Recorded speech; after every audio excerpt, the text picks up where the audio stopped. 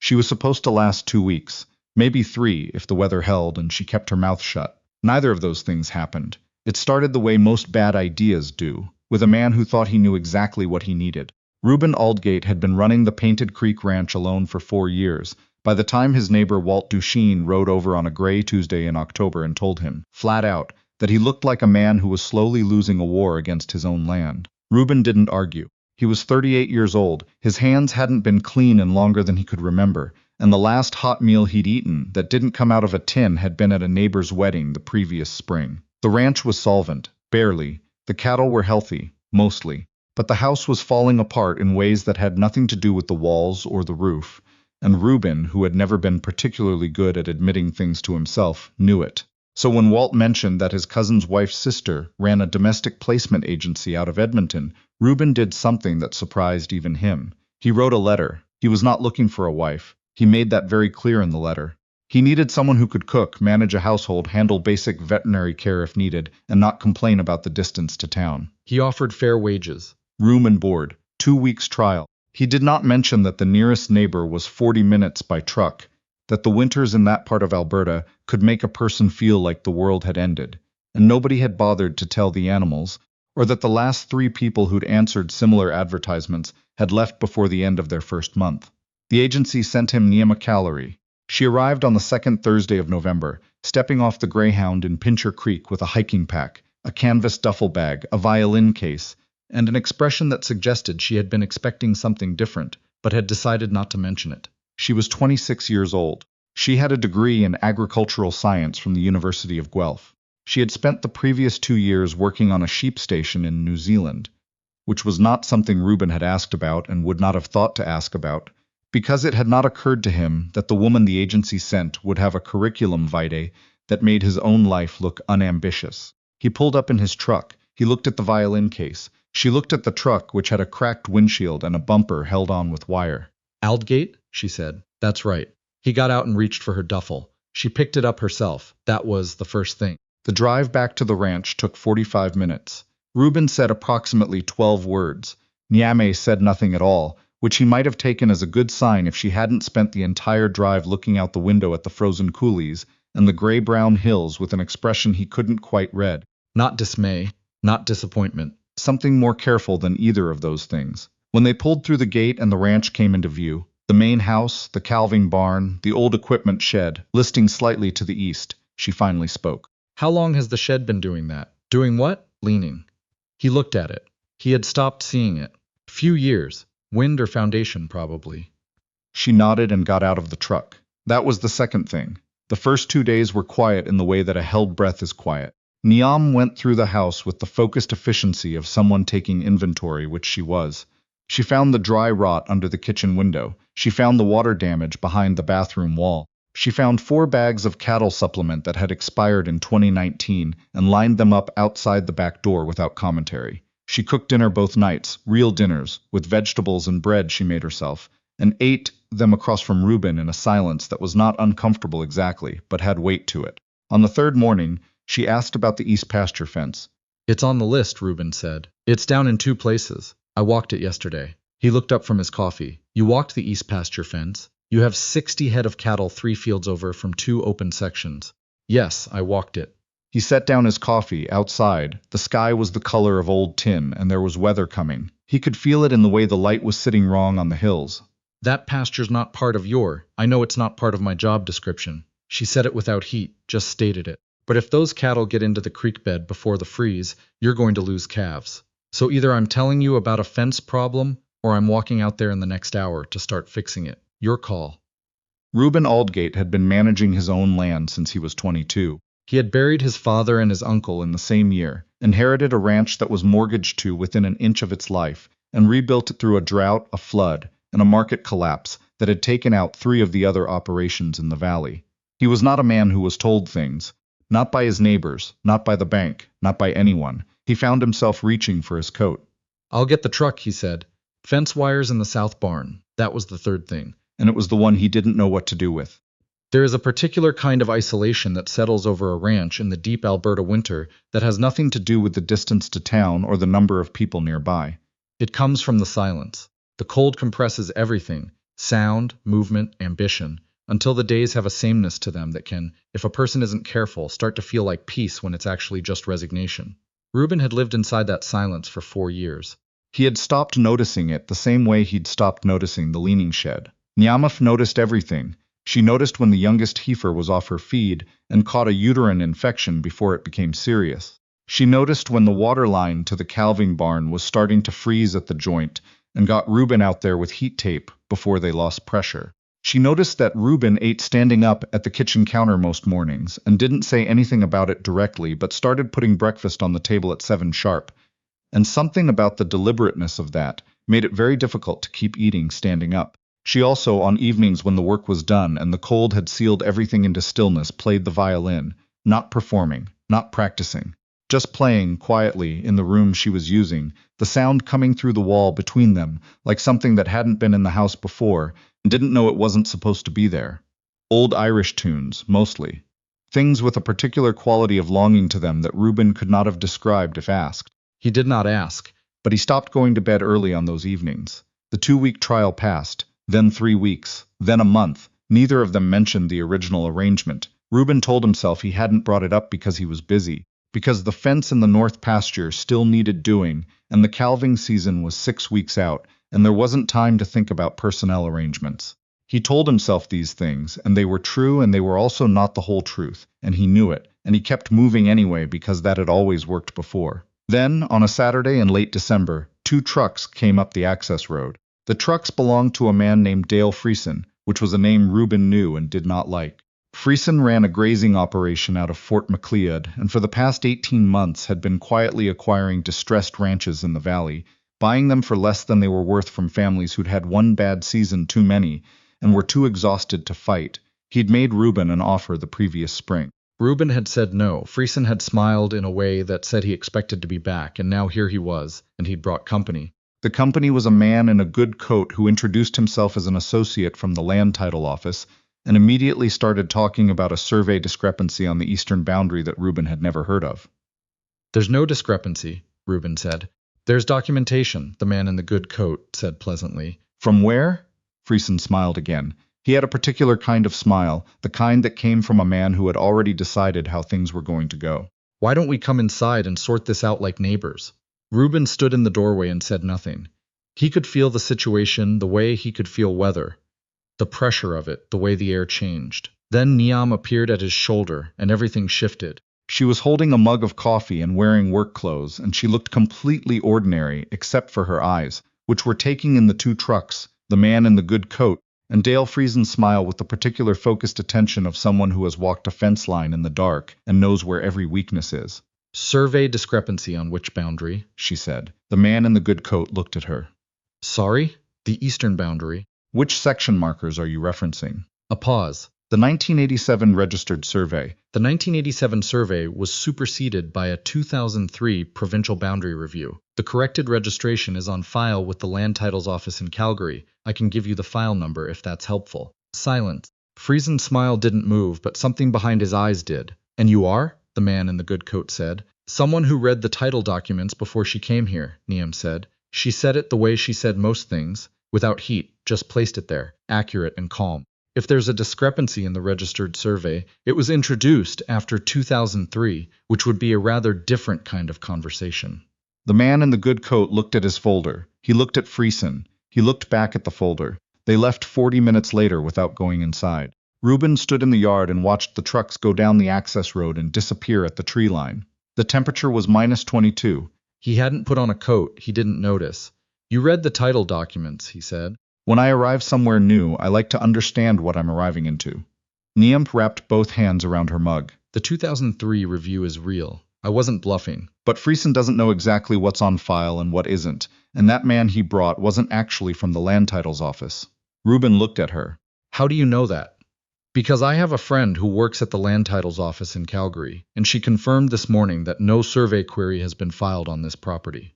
She paused. "I called her when I saw the trucks coming up the road." He stared at her for a long moment. "The cold was extraordinary, and he couldn't feel it. You saw them coming, and you made a call. I made a call. To your friend at the Land Titles Office. She owes me a favor from Guelph. It seemed like the right time to use it." Reuben had spent 4 years making every decision on this land alone. He had carried every problem the way a person carries something heavy when there's no one to help, by adjusting his center of gravity until the weight became normal. He had not noticed until that moment, standing in 22 below in his shirt sleeves, watching two dishonest trucks disappear down his access road, how long he'd been leaning. "Come inside," Niamh said. "You're going to freeze." He came inside. The calving season began in the last week of January, and it was brutal. Not unusually so. This was Alberta in February, and brutal was the baseline. But the season came in hard, with 3 storms back-to-back and temperatures that dropped into the -30s overnight and stayed there. Reuben hadn't slept more than 4 hours at a stretch in 11 days. He was running on coffee and the particular grim competence that comes from having done a hard thing so many times that the hardness becomes just the texture of the thing. Niamh worked beside him without discussion. She took the overnight checks without being asked, pulling on her layers and going out into the dark every 2 hours to walk the calving barn and check the heifers and make sure the heat lamps were holding.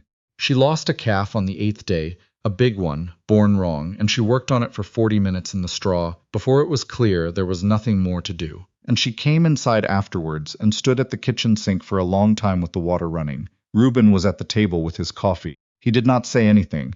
He had learned with Niamh that saying nothing was sometimes more accurate than saying something. After a while, she turned off the water and dried her hands. "I hate losing them," she said. "Yeah, I know it's not. I know the numbers still work." "It's not the numbers. I know it's not the numbers." She looked at him. Something in the way he said it, the weight of personal recognition in it, made her look twice. "How many seasons have you done this? 15? Do you still hate it, losing them?" "Every time." She nodded slowly.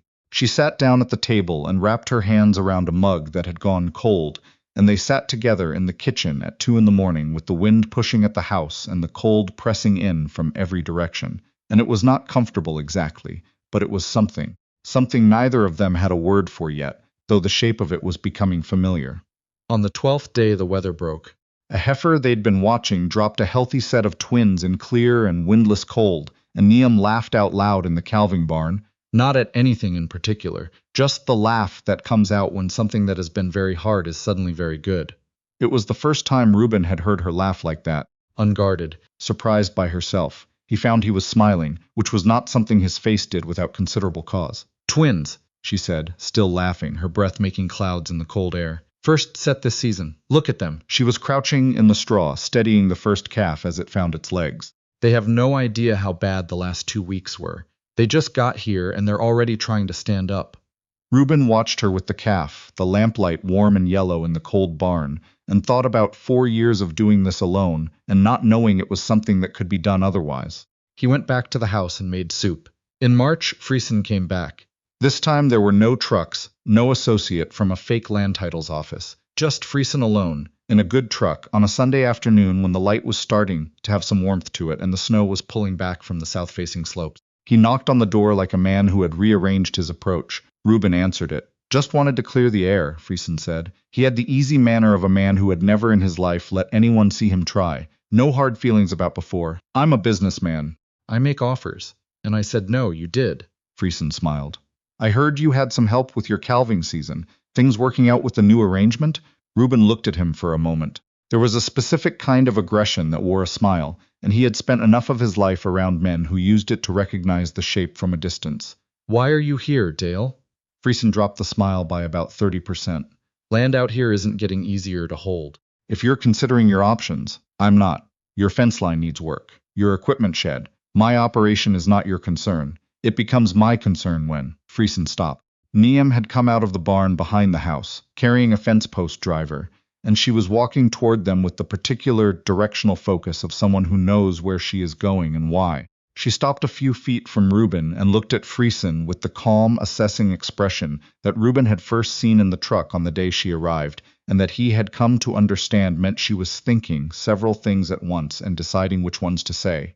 "The 2003 survey," she said to Friesen, "includes a notarized affidavit from your father's operation confirming the boundary as registered. You would have received that documentation when you took over the Fort Macleod property." She paused. "I imagine your lawyer has reviewed it." Friesen was quiet for a moment. Something complicated moved across his face. "Is that right? I thought it might be relevant context," Niamh said. "Given your interest in land boundaries," another silence. The kind that means a conversation is over, even though everyone is still standing there. Friesen left without the smile. Reuben watched him go. He was aware that Niamh was standing beside him, still holding the fence post driver, and that the way she was standing, not performing, not making a point of herself, was simply the way she stood, which was directly and without apology. You knew about the affidavit? He said. I found it in the property file 2 months ago. I wasn't sure it would be useful. It was useful. You've been in the property files. I asked you about the property files in December. You said yes. He thought about December. He remembered approximately 6 conversations in December. He was not certain he'd been paying close enough attention to what he'd agreed to. I don't remember the specific conversation. I know. She turned and looked at him. You were trying to fix the water heater at the time, and you weren't really listening. Reuben had never in his adult life been handled this carefully by another person, had never had someone notice that he wasn't listening and decide to keep doing the work anyway. Had never had that noticing feel like... Not criticism. Something else. He didn't have the word for it. Niamh, he said. Yes, I'm listening now. She was quiet for a moment, looking at him with the calm that he had misread as distance at the beginning, and understood now was something more considered than that. I know you are, she said. The original arrangement, he said. The 2-week trial, which ended in November. He paused. I don't want to have that conversation the way I had it in the letter. The one where I describe what I need as if I'm filing a report. That was a very unsentimental letter. I'm not very sentimental. I know. She looked at him steadily. I'm still here. He was quiet. The wind had dropped and the afternoon was very still, the kind of still that happens in late winter when the land is deciding whether to stay frozen or let go. The kind of still that either means nothing is about to happen or everything is. Are you staying? He said. It was not the most eloquent question he had ever asked, but Niamh Callery looked at him across 4 months of fence line and frozen calving barns and property files and 2 in the morning soup and the particular education of being truly known by someone who was paying attention, and she said, yes. I'm staying. And that was enough. That was in fact more than enough. The equipment shed got fixed in April. Reuben hired 2 men from town, and Niamh ran the project with the same focused efficiency she brought to everything, though she also, during the second day of framing, got into a 45-minute argument with the older of the 2 workers about load-bearing distribution that she won because she was right. Reuben watched this from across the yard and felt something he recognized as admiration, which was a feeling he didn't distrust exactly, but that he'd kept a certain distance from for most of his adult life. He stopped keeping that distance. In May, Niamh's older brother Chiron came out from Prince Edward Island for 2 weeks and helped them put in a second garden plot on the south side of the house, which Niamh had decided they needed because 1 garden was not enough. Chiron was a large, easy-mannered man who played fiddle and talked constantly about the farm he and his wife were running on the island, and who spent most of his visit looking between his sister and Reuben with the expression of a man assembling a picture from pieces that are turning out to be more interesting than he expected. On his last evening there, he said to Reuben without preamble, "She's been all over the world. New Zealand, Scotland, 3 provinces. You know she's never stayed anywhere more than a year." I know, Reuben said. What's different here? Reuben thought about the fence line and the title documents and the calving barn at 2 in the morning and the violin coming through the wall on winter evenings. About the way she walked a problem, directly, without performance, with the confidence of someone who had decided a long time ago to be useful rather than impressive. About the fact that she argued with him and he was better for it, and he had not understood until quite recently that those 2 things were allowed to coexist. I think she found the work, he said finally, and the work is real. Chiron was quiet for a moment. That's her, he said. Exactly that. He paused. You're not bad either. It was, coming from a brother, probably the most useful endorsement Reuben was going to get, and he took it in that spirit. That summer they brought in more cattle, repaired the north pasture fence properly, and added 4 Icelandic sheep at Niamh's suggestion, which Reuben had objected to on grounds of practicality, and stopped objecting to around the 3rd week because they were, it turned out, practical. In September they drove to Lethbridge for a long weekend that was not a formal occasion, but that felt, in the particular way that quiet and deliberate things sometimes do, like a marking of something. In November, on the 1st anniversary of her arrival, Niamh was in the calving barn checking on a heifer that was close, and Reuben brought out coffee. He stood in the lamplight and the cold and the good smell of hay and healthy cattle, and looked at her crouching in the straw, focused and present in the way she always was, and thought about the letter he had written 12 months ago. Unsentimental, transactional, careful to describe only needs and practicalities, and how entirely it had failed to account for this. She looked up and took the coffee. 1 year, he said. 1 year, she agreed. She wrapped both hands around the mug and looked at him in the warm yellow light. How's the second year look? Better, he said. She smiled. Good. The heifer calved that night, a big, healthy bull calf on his feet within the hour. They stayed until they were sure everything was right, and then they went inside together, and the cold pressed against the windows, and the ranch held them, in the way a place holds people who have decided to stay. Not gently, not easily, but completely. That was enough. That had always been enough. It just took both of them arriving at the same time to finally know it.